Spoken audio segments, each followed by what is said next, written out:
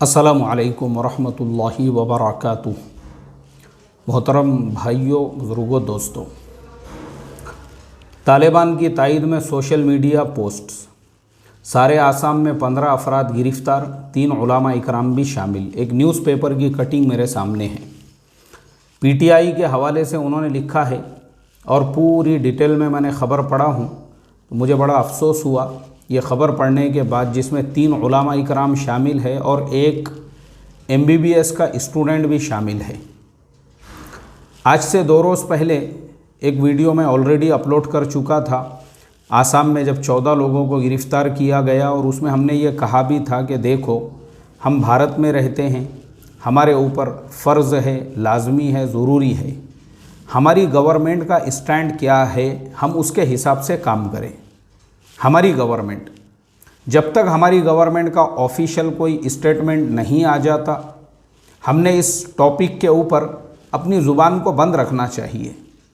ये जितने भी लोग सोशल मीडिया पे सेलिब्रेशन करने वाले, जश्न मनाने वाले हैं, मुझे आप बताओ, ये 15 लोग हैं। इनके अलावा उत्तर प्रदेश में कुछ लोगों को गिरफ़्तार किया गया, मध्य प्रदेश में गिरफ़्तार किया गया, बिहार में गिरफ़्तार किया गया, किसी ने मुझे बताया झारखंड में 7 लोगों को गिरफ़्तार किया गया। ऐसे ही एक साहब ने मुझे जो है आसाम के बारे में भी वो 14 वाले वीडियो के नीचे कमेंट किया, बोले मौलाना टोटल 17 लोगों को गिरफ़्तार किया गया। मुझे आप बताओ, मेरा सवाल है आप तमाम लोगों से, इसका फ़ायदा क्या है? यानी अफ़गानिस्तान में हालात ख़राब है, तालिबान की हुकूमत अफ़गानिस्तान में बन रही है, आपको इंडिया में क्या लेना देना है उससे? आपका फ़ायदा क्या है उससे जो आप यहाँ पे उसको सेलिब्रेट कर रहे हो सोशल मीडिया पर? आप यहाँ पे सोशल मीडिया पे उसका जश्न मना रहे हो। अरे भाई, आप अपने घर में बैठकर, अगर आपको वहाँ के लोगों से हमदर्दी है, वहाँ के लोगों जो परेशान हाल है उनकी फ़िक्र है, आप अपने घर में बैठ के 2 रकात नमाज़ पढ़ो, दुआ करो ना उनके लिए, दुआ करो। आप उनके लिए दुआ करो, आप वहाँ के हालात के लिए दुआ करो। वो छोड़कर आपके सोशल मीडिया पर पोस्ट करने की वजह से फ़ायदा क्या है? मेरा सवाल है आप तमाम लोगों से ये, क्योंकि ये जो जोशीले जज्बाती लोग रहते ना, जोश ऐसा उनको ऐसा 3-3 आदमी भी ऐसा खींच रहे हैं तो वो किसी के बाप का सुनने को तैयार नहीं रहते। अफसोस की बात है, 3 उलमा इकराम बोले तो इसमें से मैंने पढ़ा हूँ कि एक तो माशाल्लाह मैच्योर्ड है, एक आलिम साहब, वैसे तो उलमा है, उनका ही अपना एक मकाम और मर्तबा है अपनी जगह, लेकिन ये 3 में एक साहब तो एक तहरीक के, एक तंजीम के, एक जमात के जो है सूबाई ज़िम्मेदार है, एक पॉलिटिकल पार्टी से भी वो जुड़े हुए हैं।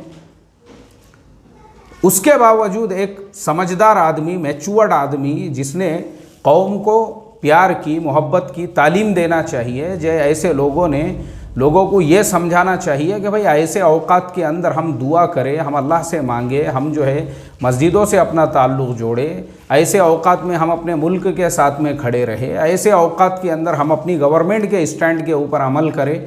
वो छोड़कर अगर ये ऐसी बचकाना हरकतें या ऐसा मैच्योर्ड इंसान अगर करने लग जाए, जैसे टीनेजर पोटे करते हैं, चिल्लर जो छोकरे छाकरे रहते ना, 12 साल, 15 साल, 14 साल, 17 साल के जो टीनेजर्स होते हैं, ऐसा वो 3-3 फीट जो ज़मीन से उछलते हैं, क्योंकि जवानी के जोश में उनको सुधरता नहीं है। ऐसा उम्र रसीदा इंसान अगर बचकाना हरकतें इस तरीके से करे, अफसोस की बात है ये तो, क्योंकि हमारे जैसे लोगों का तो काम है लोगों को समझाने का। और मैं तो मेरे हर वीडियो में यही कहता हूँ कि देखो, हम भी सिर्फ वहाँ की ख़बरें आपको सुना रहे हैं, ना हम तालिबान के प्रवक्ता है, ना हमारा उनको समर्थन है, हमको कुछ लेना देना नहीं है। हम एक निष्पक्ष पर्सन हैं, जैसे और न्यूज़ चैनल्स ख़बरें दिखाते हैं वैसे ही हम उसके ऊपर जो है उसको टेक्निकल एनालिसिस करते रहते हैं। ये एक समझदार इंसान का काम होता है कि वो लोगों को ये संदेश दे, भाई हम हमारी गवर्नमेंट के साथ हैं, हम अपने देश की गवर्नमेंट के साथ में हैं। तो एक मैच्योर्ड इंसान इस तरीके की हरकत करे तो अफसोस होता है यार, अफसोस होता है मुझे। और मैंने वो सब नौजवानों की तस्वीरें भी देखा एक दूसरी न्यूज़ में, मुश्किल से आंग पे 20 किलो वज़न होगा, 30 किलो 35 किलो, जोश जज्बात।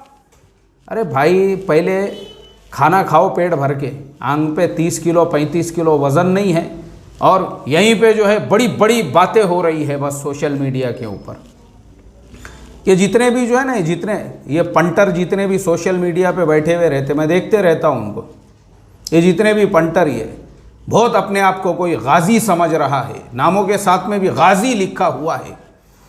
और हालत देखो तो मुश्किल से 35 किलो वज़न, पुलिस को ऐसे कुछ जो है ना गाड़ी में बिठाने की नहीं, बल्कि जो सीमेंट की खाली थैली रहती ना, पुलिस वालों ने अगर वो भी साइकिल के ऊपर एक साइड में लेके चले गए, उसको वैसे सीमेंट की थैली में भर के लाने के लिए उतना काफ़ी रहेगा, उसको गाड़ी ले जाने की भी ज़रूरत नहीं पड़ेगी। एक थैली के अंदर, थैली में भी कौन से कोने में आ जाएंगे तो पता नहीं चलेगा।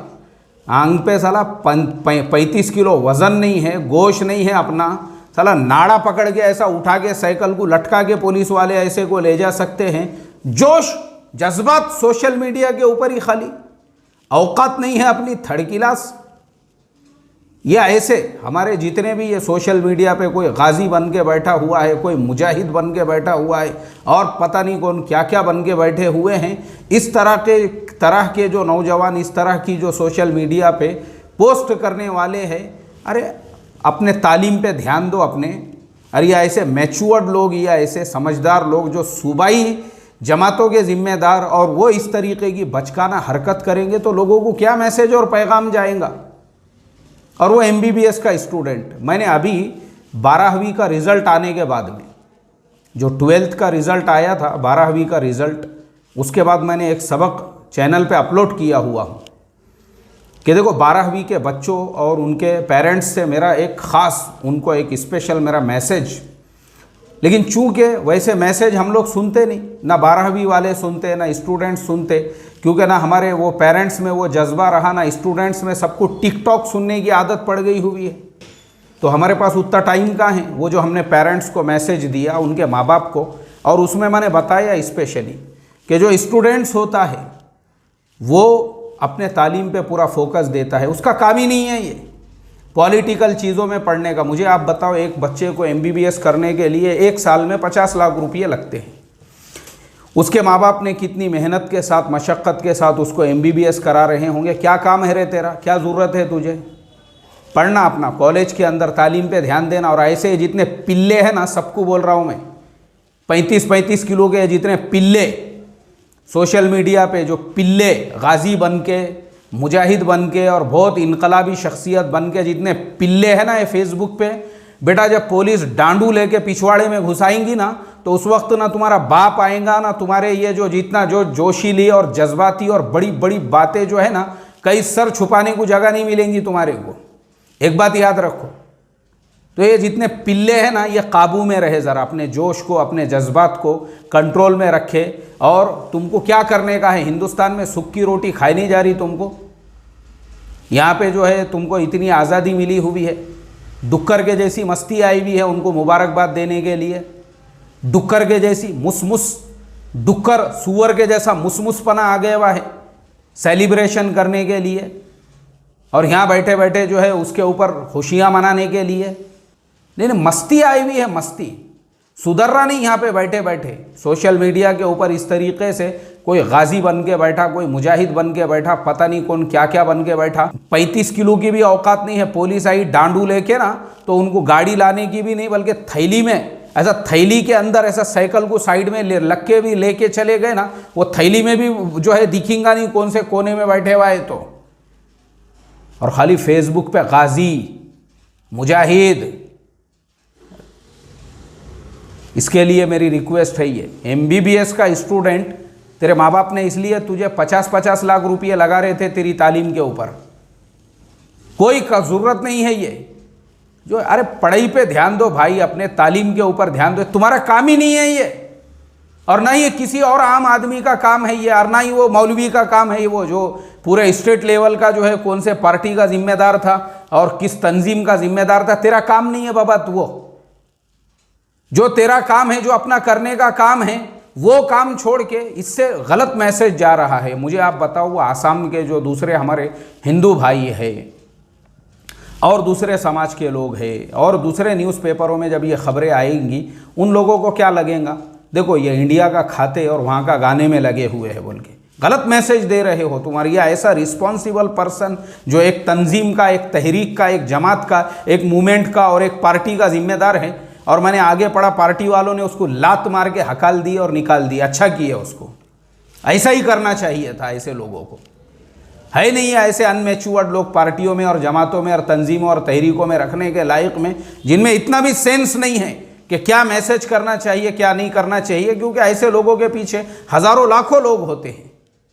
अल्लाह हिफाजत फरमाए। इसलिए मैं आखिरी में 2 लफ्ज़ों में सिर्फ ये रिक्वेस्ट और दरख्वास्त करूँगा, अल्लाह के वास्ते सोशल मीडिया पे कोई भी पोस्ट आप ना करें, व्हाट्सएप पे कोई भी मैसेज ना चलाए, जब तक कि हमारी गवर्नमेंट ऑफिशियल कोई स्टैंड नहीं ले लेती, कोई स्टेटमेंट नहीं देती। ठीक है, चलिए इसी के साथ अपनी बात को ख़त्म करता हूँ। अस्सलामु अलैकुम वरहमतुल्लाहि वबरकातुहू।